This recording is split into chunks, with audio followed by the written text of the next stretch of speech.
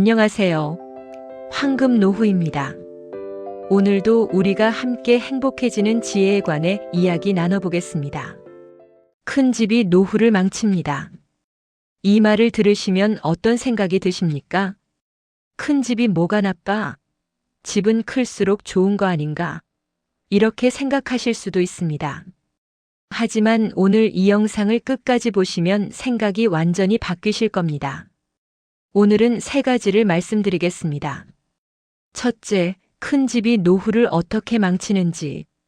둘째, 부부에게 딱 좋은 황금 평수가 무엇인지.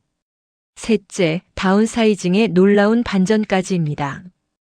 이걸 모르시면 여러분은 평생 큰 집의 노예로 사시게 될 것이고, 이걸 아시면 평생 행복하고 편안한 노후를 즐기시게 될 겁니다.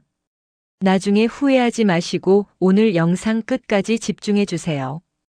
혹시 이런 생각 한 번쯤 해보셨나요? 이 집에서 평생 살았는데 이젠 너무 넓다. 청소도 힘들고 관리비도 부담되는데. 그래도 집은 크면 좋은 거 아닌가?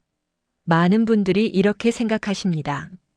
하지만 노후의 집은 자랑이 아닙니다. 삶의 질입니다. 오늘은 2가지를 말씀드리겠습니다. 첫째, 많은 분들이 착각하고 있는 큰 집의 함정. 둘째, 오히려 인생을 가볍게 만드는 노후의 황금 평수입니다. 먼저 왜 큰 집이 노후의 짐이 되는지 말씀드리겠습니다. 노후에 가장 많이 들리는 말이 있습니다. 집은 있는데 마음은 편하지 않다. 젊을 때 큰 집은 성공의 상징이었습니다. 40평, 50평 집을 샀을 때 얼마나 뿌듯했습니까? 우리도 이제 성공했구나 이렇게 생각하셨을 겁니다. 하지만 노년에는 상황이 완전히 달라집니다. 74세 김영수 씨 이야기를 들려드리겠습니다. 영수 씨는 서울의 45평 아파트에 삽니다. 30년 전에 샀습니다. 당시엔 자랑이었습니다. 방 4개의 거실도 넓고 주방도 넓었습니다. 자녀 둘이 각자 방을 쓰고 부부도 안방을 쓰고 서재도 따로 있었습니다.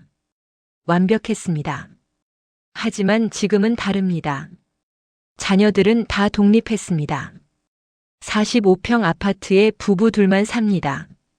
영수 씨는 말합니다. 방 4개 중에 우리가 쓰는 건 안방 하나뿐이에요. 나머지 방 3개는 1년의 명절 때 자식들 오면 며칠 쓰고 나머지는 그냥 비어 있어요. 하지만 청소는 해야 해요. 먼지가 쌓이니까요. 일주일에 한 번 방 3개를 다 청소합니다. 무릎이 아픕니다. 허리도 아픕니다. 영수 씨는 계속 설명하십니다. 관리비가 한 달에 평균 25만 원 나옵니다. 겨울엔 난방비까지 합치면 40만 원까지 올라갑니다. 재산세는 1년에 200만 원입니다. 매달 생활비를 갉아먹습니다. 국민연금 합쳐서 한 달에 180만 원 받는데 관리비만 40만 원이에요. 4분의 1이 집 유지비로 나갑니다. 나머지 방들은 나중에 자식 오면 쓰지 이렇게 생각했는데 자식들은 1년의 명절 때 이틀 있다 갑니다. 363일은 비어있는 방입니다. 결국 이런 상태가 됐어요. 집은 큰데 삶은 점점 쪼들리는 상태예요. 정리하면 이렇습니다. 첫째, 안 쓰는 방 청소 때문에 무릎이 먼저 망가집니다. 둘째, 관리비, 난방비, 세금이 매달 생활비를 갉아먹습니다. 셋째, 나중에 자식 오면 쓰지 하던 방은 1년에 며칠만 사용됩니다. 그런데 우리는 그 방들을 위해 건강과 돈을 쓰고 있습니다. 이게 큰 집의 함정입니다. 그렇다면 실제로 사람들이 하루에 쓰는 공간은 몇 평일까요? 놀라운 사실을 말씀드리겠습니다. 전문가들이 연구했습니다. 서울대학교 건축학과와 한국주거학회가 공동으로 70세 이상 노인 500가구를 조사했습니다. 부부 둘이 하루 대부분을 보내는 실제 공간을 측정했습니다. 결과가 충격적이었습니다. 평균 7평에서 8평이었습니다. 구체적으로 보면 이렇습니다. 침대가 1평입니다. 식탁이 2평입니다. 소파가 0.5평입니다. 주방이 2평에서 평입니다. 세. 화장실이 1평입니다. 다 합쳐서 7평에서 8평입니다. 그런데 우리는 40평, 50평 집을 관리하며 안 쓰는 공간을 위해 건강과 돈을 쓰고 있는 겁니다. 72세 이순자 씨는 이 사실을 일찍 깨달았습니다. 순자 씨는 말합니다. 저는 50평 아파트에 살았습니다. 방이 5개였습니다. 하지만 제가 실제로 쓰는 공간은 안방과 거실과 주방뿐이었어요. 10평도 안 됐어요. 나머지 40평은 그냥 비어 있었습니다. 하지만 청소는 해야 했습니다. 관리비는 내야 했습니다. 한 달에 평균 65만 원이었습니다. 겨울엔 75만 원까지 나갔습니다. 세금도 내야 했습니다.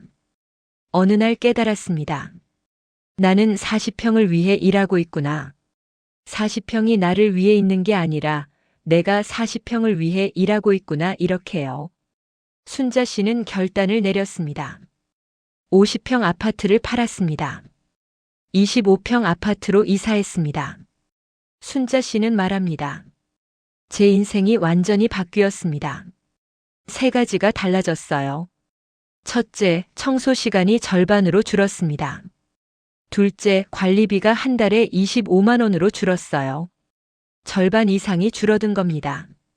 난방비도 겨울에 35만 원 정도입니다. 이전엔 75만 원이었는데 말이에요.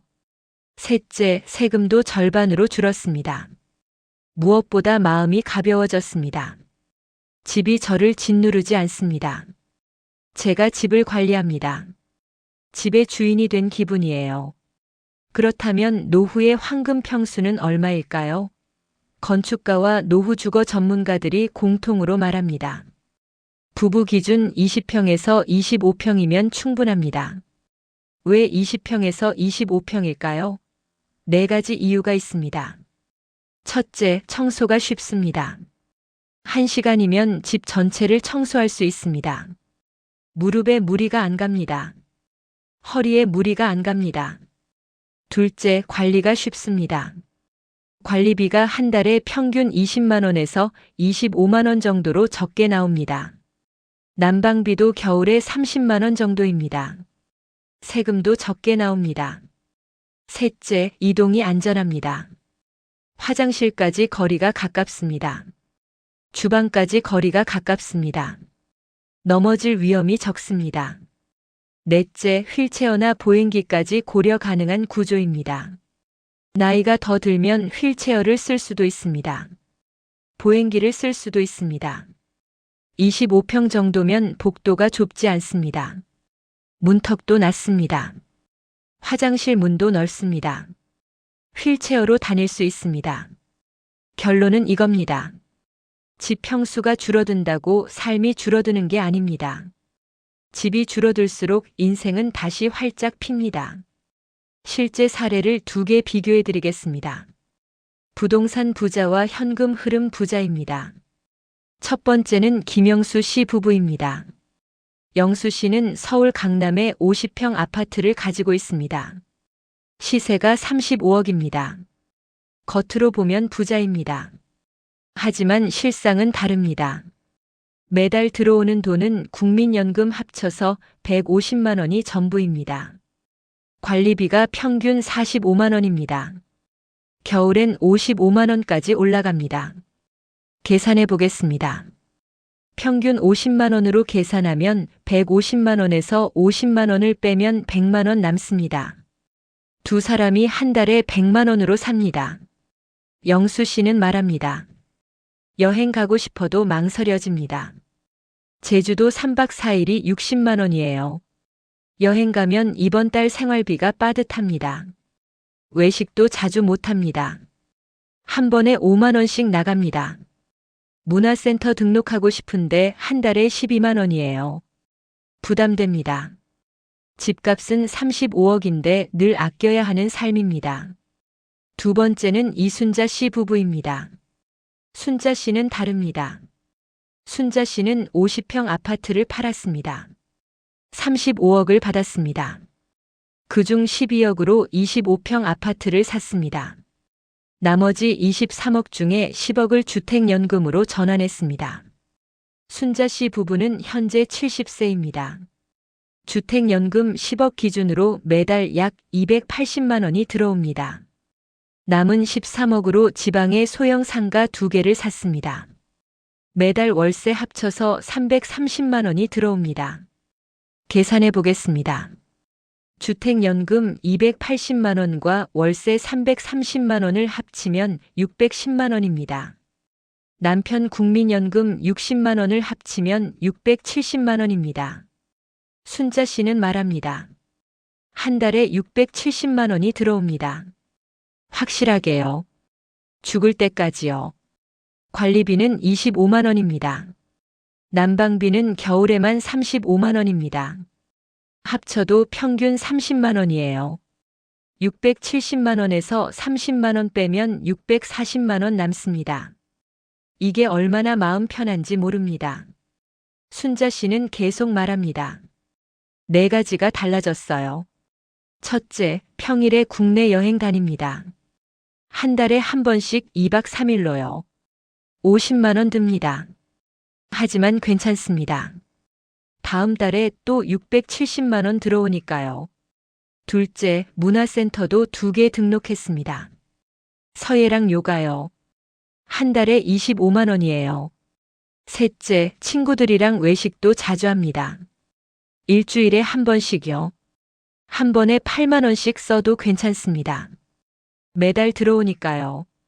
넷째, 손주들 용돈도 넉넉하게 줍니다. 명절 때 10만 원씩 줍니다. 기분이 좋아요. 이 두 부부의 차이가 보이십니까? 비교하면 이렇습니다. 김영수 씨의 집은 35억입니다. 하지만 삶은 여유가 없고 빠듯합니다. 이순자 씨는 집값 12억입니다. 하지만 삶은 여유롭고 풍요롭습니다. 왜일까요?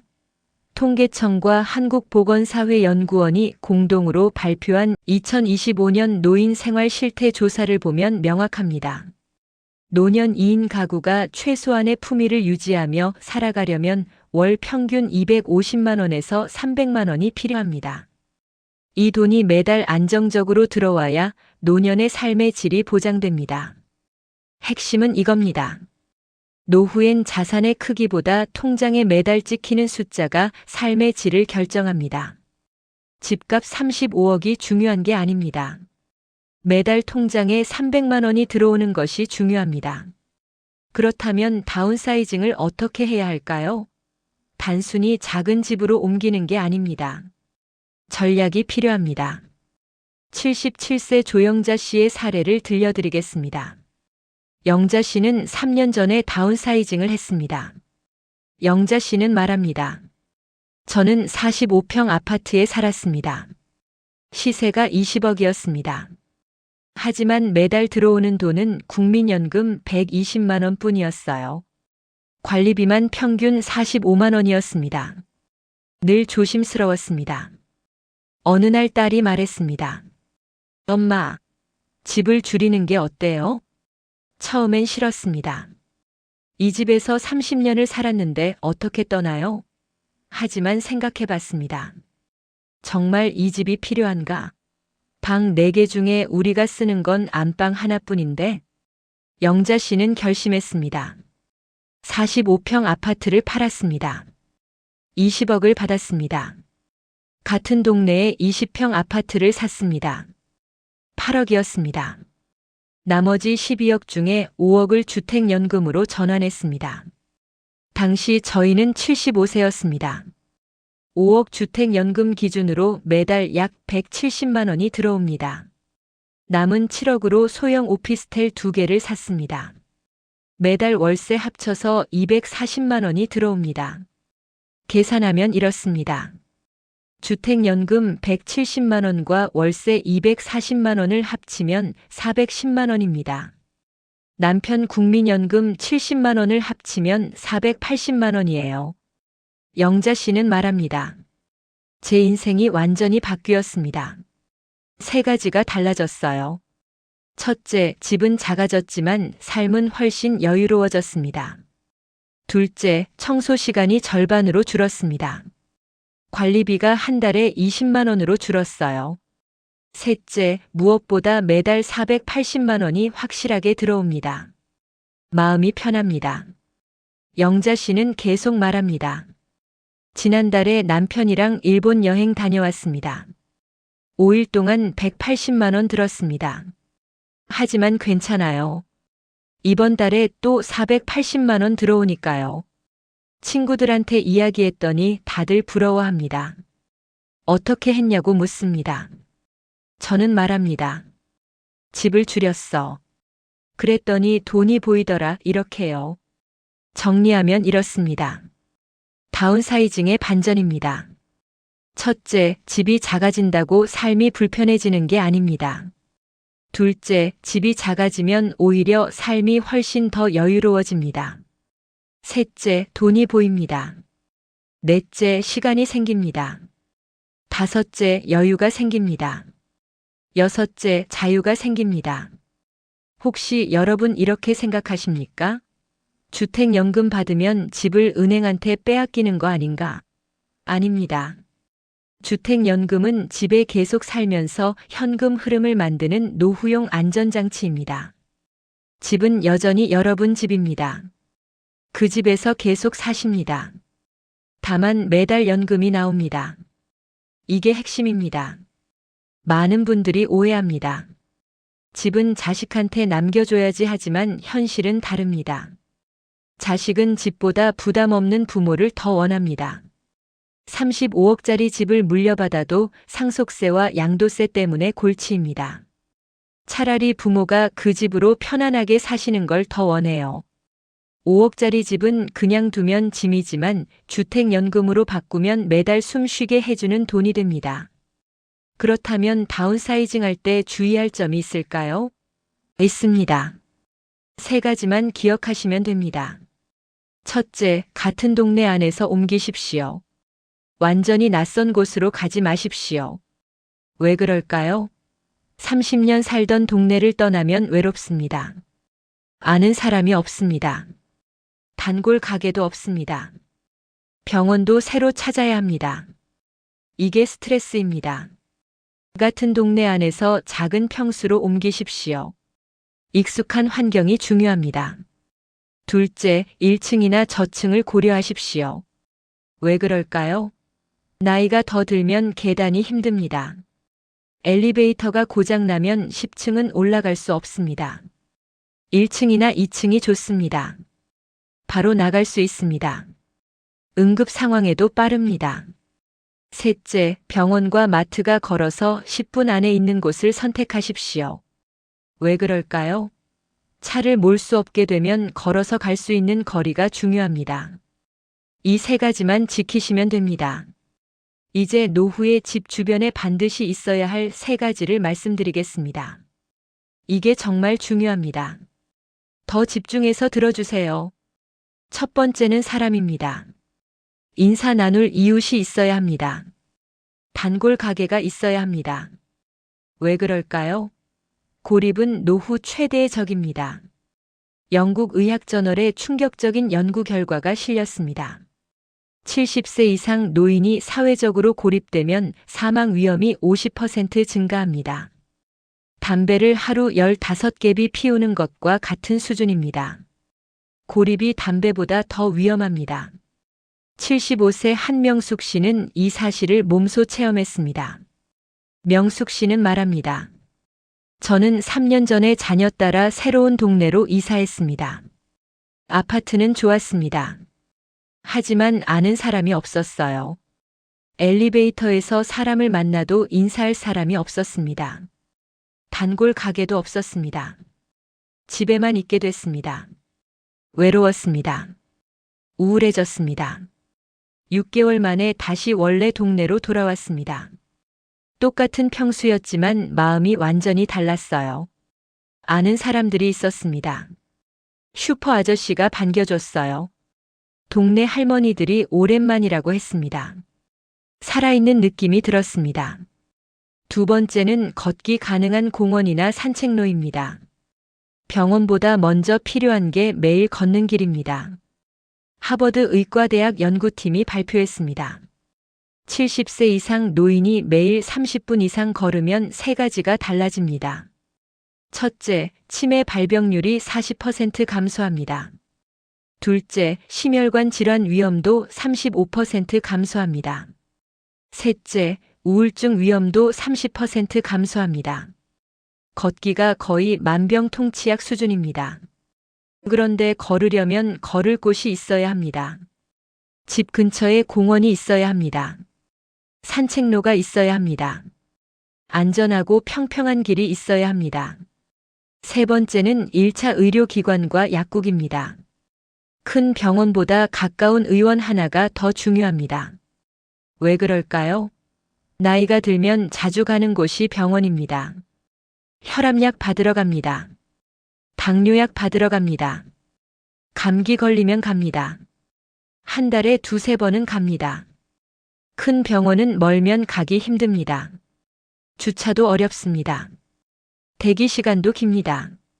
하지만 동네 의원은 다릅니다. 걸어서 10분이면 갑니다. 대기 시간도 짧습니다. 의사 선생님이 얼굴을 압니다. 편해요. 약국도 마찬가지입니다. 걸어서 갈 수 있는 약국이 있어야 합니다. 그래서 인프라가 중요합니다. 두 가지만 말씀드리겠습니다. 첫째, 돈이 많으면 백화점 인프라 근처가 좋습니다. 백화점에는 다 있습니다.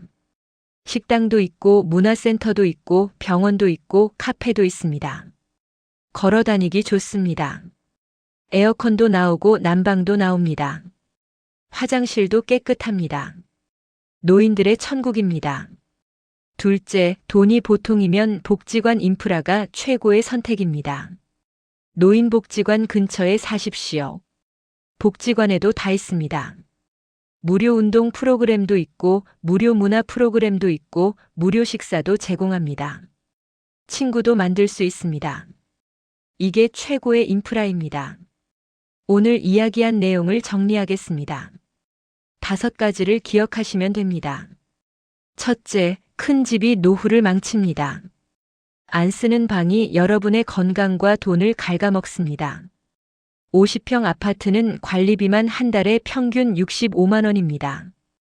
둘째, 노후의 황금 평수는 20평에서 25평입니다.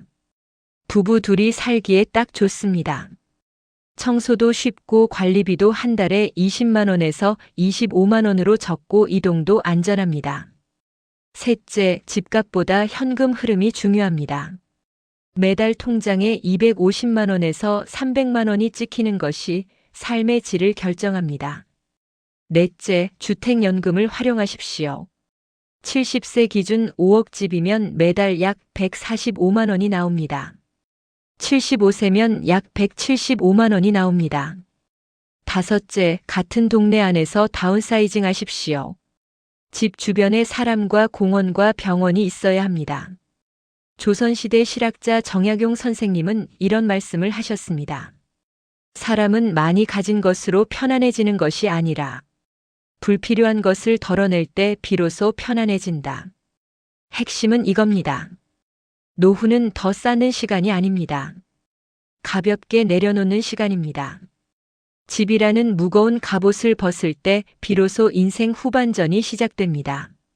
76세 박경희 씨는 말합니다. 저는 74세에 다운사이징을 했습니다. 40평에서 22평으로 옮겼어요. 처음엔 불안했습니다. 이렇게 작은 집에서 살 수 있을까? 하지만 6개월이 지나니 깨달았습니다. 내가 필요한 건 평수가 아니라 편안함이었구나. 지금은 너무 만족합니다. 3가지가 달라졌어요. 첫째, 관리비가 한 달에 22만 원입니다. 이전엔 45만 원이었습니다. 절반으로 줄었습니다. 둘째, 매달 남는 돈으로 여행도 가고 문화센터도 다닙니다. 셋째, 친구들도 자주 만나요. 인생이 이렇게 가벼울 수 있구나 이렇게 느낍니다. 오늘 우리는 함께 큰 집의 함정과 노후의 황금 평수에 대해 이야기했습니다. 정리하면 이렇습니다. 첫째, 집은 20평에서 25평이면 충분합니다. 청소도 쉽고 관리도 쉽고 이동도 안전합니다. 둘째, 매달 통장에 250만 원에서 300만 원이 찍히게 만드십시오. 이게 진짜 노후 안전망입니다.